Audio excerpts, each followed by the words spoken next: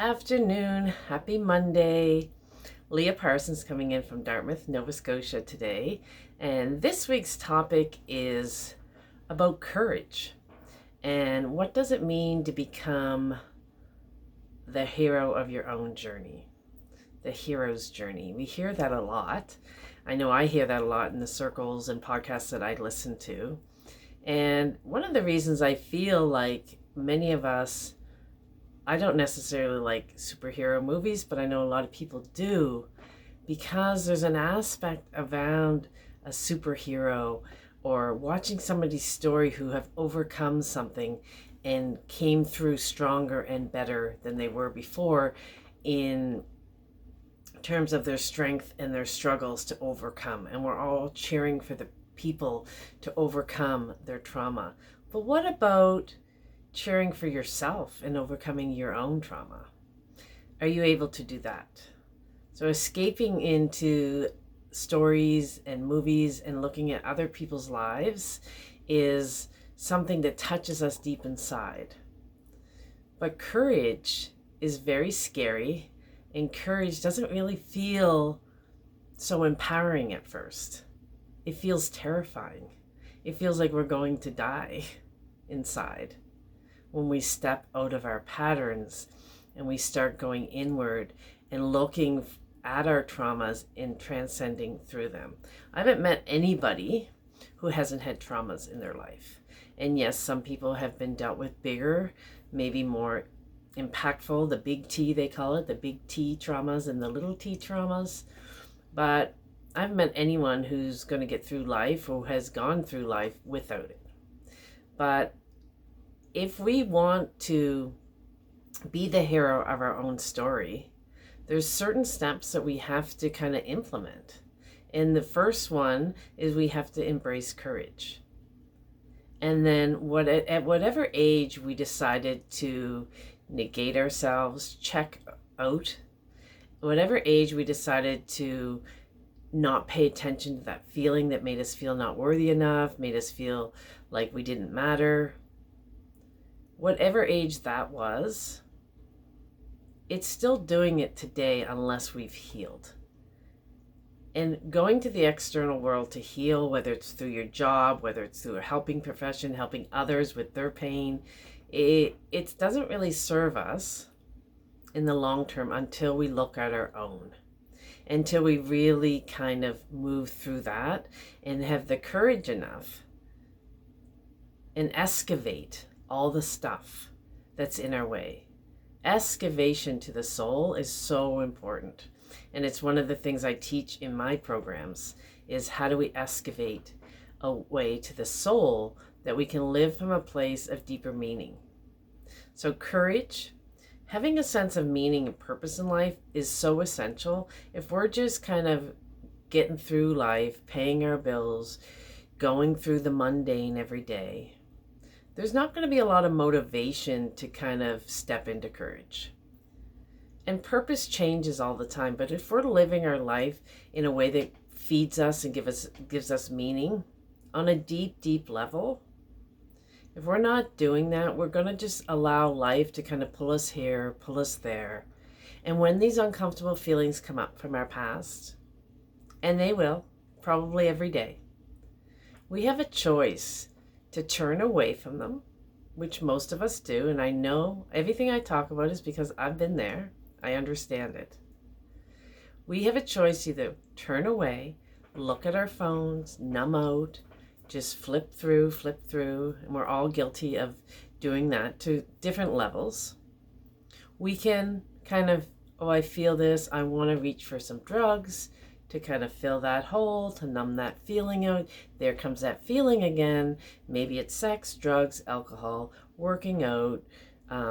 There's all kinds of ways, over workaholic, right? There's all kinds of ways we turn away from ourselves. And some of them we might feel like it's healthy because it's, a more healthy way to numb out, but it's still doing the same thing. It's turning away from yourself. So if you're turning away from yourself, those little T traumas, the big T traumas, they're not going to go anywhere. And they're going to come back and they're going to knock. And then again, it's there for you to look at. It's there for you to move through it. It's your body's response to say, hello, please, please pay attention to me. Please look at me. And when we don't, and we just keep ignoring and pushing down, numbing out with whether it's prescription drugs, alcohol, whatever it is that we numb out with, these are just short-term solutions. And as soon as we stop doing the thing that gives us that numb out, that hit of adrenaline, a dopamine rush, and that feeling comes back, then there we are again. So courage doesn't feel so empowering at first. Courage feels like, oh, feels horrible, uncomfortable. I've never sat with this before. I've never actually looked at this before. You need mentorship and guidance and support. But it's the only way to be the hero of your own journey. And you can be. And that's the difference between when something happens to us and our response. There's something in the middle there, is how we define it and our choice of how we see it. And I often give reference to my life. So in my life, of course, the biggest trauma of my life, I've had many, was when my daughter died at 17 years old. And I did go through years. There's a process. I went through years of feeling a whole host of emotions, deep sadness and anger and grief and pain, frustration, all of it every day for years. But then I had to make a choice in between what happened and where I am and how I want to view that, so that I could start going deep inside myself and meeting myself and greeting each and every emotion. We need help to do that sometimes, because when those uncomfortable feelings come up, we have to be present for them, and sometimes we need a mentorship or guidance to do that. But there's a choice to be made, and sometimes I have to make that choice every day still. I make the choice that I'm going to live my life with love and gratitude.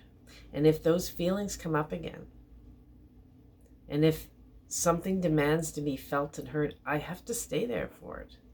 That's the courage to walk towards myself. That's the commitment I made. That's part of my purpose. And my purpose and mission, it might change next year. But right now, my purpose is to help other people get out of their spiral of pain, their stuckness, to let go of the crutches that keep them stuck in living on surface level life. To let go of those things so they can go to a deeper understanding of who they are and why they're here. Because each one of us is the hero to our own journey. Each one of us gets to decide that I'm going to live differently now. There's only ever going to be one of you. Life is very short, so we have to make the choices to go inside and greet what's there with love and compassion while we let go gently of the band-aids. And most people will not take that journey. And it's sad, because I know for me, there's no way I would have wanted to live the rest of my life just existing in pain and suffering every day, wondering why this happened to me. Why did that happen to my child? Why am I so angry and bitter? Do I want to stay there? But there's another thing that happens when we decide we want to heal our big traumas and little traumas. When we start healing all kinds of things. It's not just one thing. Because when you actually go inside to deep levels of understanding of who you truly are as a spirit, as a being, which is much stronger than your humanness, it's much bigger than you. And we start serving from a place that's bigger than your humanness, things will shift and other things will start to heal. And when other things start to heal and let go, you don't even realize sometimes till you wake up and you're like, oh, I don't even have a reaction to that childhood thing anymore. I'm not really getting triggered by that anymore because you've done the excavation. You've kind of let go, and it's not from an understanding level. You can understand things all you want and have theories and all kinds of understanding of why this happened and the reasons behind it. That is not going to heal you. That just makes you understand, and then you're still in deep pain. You have to heal on a deeper level than that. You have to come from a deeper understanding to kind of let go. And it does mean we have to greet ourselves every day, checking in, paying attention. What is my mind telling me about this situation? Is it actually the truth? Or is that just a program running?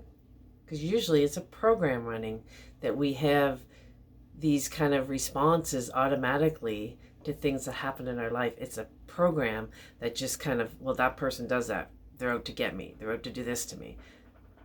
Because you've conditioned your mind to think about that in these situations. So it just automatically clicks on. But what if we drop behind that and question that and said, is that actually the truth? Do I actually know that it's true that this person is doing this because they're trying to get at me? They're trying to interrupt my life, or, and maybe they are, but maybe they're not. So taking the time to really understand how you work, how your nervous system works, how your body reacts to things. And are you reaching for food? Are you reaching for things when this uncomfortable feeling comes up? Or can we actually turn towards it? And that takes courage. It takes love and patience. And you have to believe, for number one, choice. You have to find your purpose and your passion for today. It doesn't have to be this lifelong thing, because it's going to change. But it's day to day. And you also have to know that you are worth it. That you are worth it for no other reason than you exist, and you're worth healing. And we take away all the other, I should do it for this person, that person. If my loved one was alive, they would want me to heal. Take all that aside and know that I had to come to the conclusion that I was worth healing. That I, in myself, in my soul, in my being, for me to do the work I needed to do in this world, for me to show up, I had to start believing that I was worth it. That comes right down to the foundational, I'm here for a reason, for a short season, and why wouldn't I? Why wouldn't I want to heal instead of staying small in my pain? And there's a comfort to stay in your pain. It's a familiarity to stay in the pain. There's a comfort in reaching for food to numb out. It's familiar to our body and our mind. It's not familiar to our soul, though. Our soul is just sitting there waiting. You ever get those feelings where you get this impulse to change or do something, and you're like, yeah, that's what I want to do, and you feel kind of empowered, and then the mind comes in and starts beating you up and telling you all the reasons why you shouldn't do it. That's your soul knowing it wants to do something. It's the mind that comes in and kind of tries to crush it. But your soul, it hasn't changed. It came in, it's growing and evolving, but it's not impacted by the mind and body the way our mind and body kind of takes over the stories. So that's what I want to share with you today. These are some things to think about. Being on a soul-filled journey, a spiritual journey, isn't all what people call the woo-woo stuff. It's the practical. A spiritual journey is practical in how we want to show up in our day. Choices that we make from day to day. Knowing, like, if I was worth it, would I make this decision? If I was a healed person, what would that look like? What would I do in this situation? Would I put up boundaries? Would I honor myself? Would I speak my truth? These are the questions to ask. So thank you for joining me today. Please like and subscribe my YouTube channel. I come in every week. If you know someone who would like to listen to this or benefit from this, please feel free to share it to them too. Share the link, and I will see you next week.